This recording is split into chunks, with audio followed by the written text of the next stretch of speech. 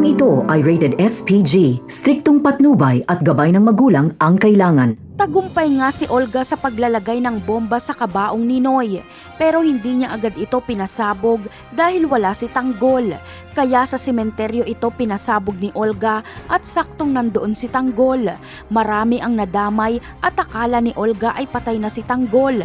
Pero palpak na naman si Olga dahil hindi man lang nagalusan si Tanggol. Sa paglapit ni Olga ay biglang dumilat si Tanggol at bumunot ng baril. At dito ay matinding bakbakan na ang naganap. Kahit pinalibutan pa nila Olga si Tanggol ay wala pa rin laban sila Olga. Maiisa ni Tanggol si Olga.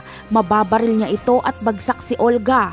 Sa gitna ng bakbakan ay sasabihin ni Olga kay Tanggol na siya ang pumatay kay Mokang at nagpapanggap lang siya bilang Beng.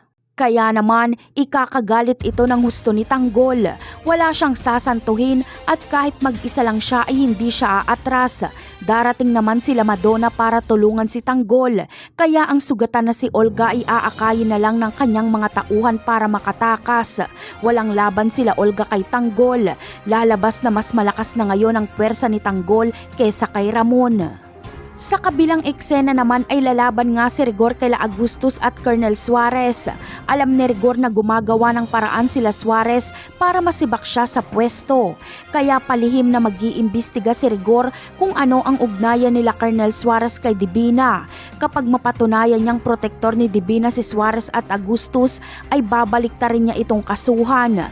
Baka si Colonel Suarez at Agustus pa ang unang masibak kaysa kay Rigor. Napakarami pa nating dapat abangan sa mga susunod na episode. Paalam!